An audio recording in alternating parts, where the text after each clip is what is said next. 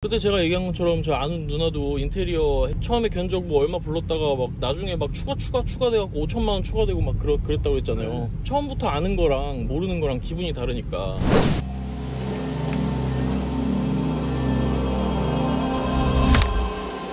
안녕하세요. 건물 따라다니는 남자 건따남입니다. 오늘은 철거 견적 보는 방법에 대해서 말씀드릴 건데, 이건 철거 말고도 인테리어 등등 전부 똑같으니까 혹시 소유한 집이나 건물 등 공사 계획하시는 분들은 끝까지 보시면 도움이 될 거예요. 먼저 현장 실사하는 과정을 보여드리고 뒷부분에는 전문가가 직접 설명해주는 눈탱이 견적서의 진실이 나옵니다. 아무 업체랑 하다가 이렇게 철거 도중 도망간 업체도 있어요. 영상 끝까지 시청해주시고 좋아요나 구독 한번 꼭 눌러주세요.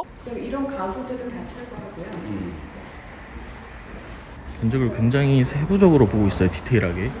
떼지긴 하는데 훼손이 된다. 훼손은 돼도 뭐. 근데 너무 이렇게 우그러뜨리지만 않고. 그렇게 될 거예요. 이게 커튼박스에 다 물려있어요. 그러니까 이제 이런 커튼박스도 뜯어야 되지 않나. 이 건물은 외부 프레임, 쉽게 말해서 창틀을 철거하고 새로 하고 싶은데 커튼박스는 살리고 싶어 하셨어요. 근데 커튼박스가 프레임과 연결돼 있어서 프레임을 철거할 경우 커튼박스랑 바닥 타일이 손상될 수밖에 없는 구조예요. 뜯어낼 거면 다 뜯거나 현장 용어로 덧방 친다고 하는데 새 프레임을 기존 프레임 위에 덮어 씌우는 두 가지 방법밖에 없어요. 이런 것들을 알지 못하고 그냥 외부 프레임을 막 철거해버리면 커튼박스는 당연히 살릴 수 없겠죠. 그럼 그때 가서 추가금을 받고 커튼박스 새로 설치하고 바닥 타일도 다시 하는 거예요. 비용과 시간이 더 들어가는 거죠. 마루 나오게. 마루를 쓰신다고? 마루가 살겠냐고요. 다 걷어야지 마루까지. 바닥도 마찬가지예요. 기존 마루 바닥 위에 타일을 덮어 씌워 놓은 건데 타일을 다 까고 마루를 다시 사용하고 싶어 하셨습니다. 근데 타일 접착제가 많이 남게 되고 타일을 뜯어내면서 나무 마루 표면이 굉장히 거칠게 됩니다. 샌딩을 할 수도 있는데 이 경우는 그래도 다시 사용하기에는 마루 표면이 고르지 못한 거죠. 건물주 입장에서는 비용만 늘어나고 지저분한 마루만 남는 거예요. 그래서 이런 것들을 감안하지 않고 싸게만 견적 주는 업체보다는 손상된 타일만 새 걸로 교체해서 보수하는 방향으로 대안을 제시할 수 있는 업체랑 하는 것이 좋습니다. 내부를 다 철거를 먼저 하고 그 다음에 외부를 철거하고 소음이 많이 나면 인원이 들어가잖아. 그렇지. 먼지도 나고. 우리 아시바 안 칠 거거든요. 아시바를 치고 할까요? 아니요, 하지 마세요.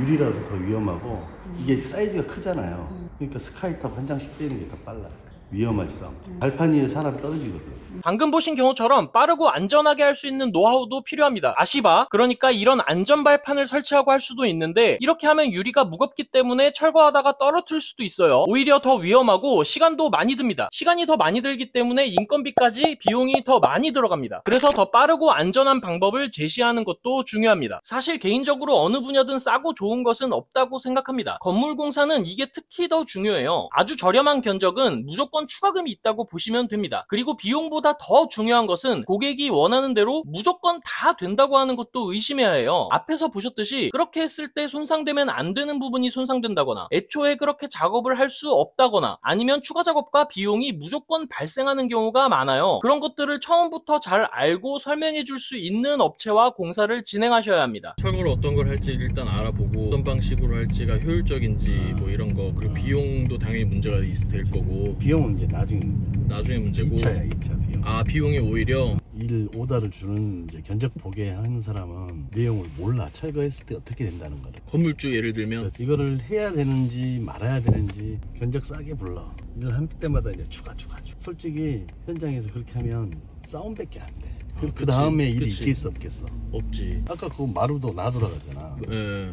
놔두고 싶지만 놔두지지가 않아. 예, 저도 뭔지 알겠어요. 그러면 당연히 다 걷어내야지. 뭐 타일 접착제 같은 거 많이 남아있을 거고 그게 안 쓸 수가 없다는 거잖아요. 그치. 그냥 돈만 싸게 부르고 다 된다고 하고 하는 업체도 있겠네요. 그 사람 많지. 그리고 막상 해놓으면은 추가 받는 거지. 추가금 받고. 그렇게 해서 일을 따. 50만 원이면 될 걸 200만 원 추가를 한다든지 100만 원 추가한다든지. 나쁘게 말하면 눈탱이네. 그러니까 그건 전략이야. 그런 데는 의심을 해야 돼. 추가를 생각하고 견적을 놓은 거지. 정직한 거잖아요, 대표님이 하시는 방식이. 왜 대답을 안 하시지? 안 정직해 보이잖아요, 그렇게 대답 안 하니까. 칭찬에 좀 약하셔요. 칭찬하면 대표님이 항상 말을 잃으시더라고요. 현장 미팅 하는 거 한번 보여드렸는데요. 견적은 이렇게 해야 되는 겁니다. 그래서 만약에 뭐 철거, 뭐 리모델링 필요하시면은 꼭 이렇게 견적을 잘 봐주는 그런 업체한테 해야 돼요. 꼭 나눔산업건설이 아니어도 나눔 산업 건설이면 좋죠. 근데 꼭 아니어도 우리 대표님이 얘기해 주신 거를 좀 잘 참고하셔가지고 건물 예쁘게 만드셨으면 좋겠습니다. 대표님 구독과 좋아요 눌러주세요. 한번 해주세요. 구독과 좋아요 눌러주세요. 너무 무서운데? 더 무섭게? 감사합니다.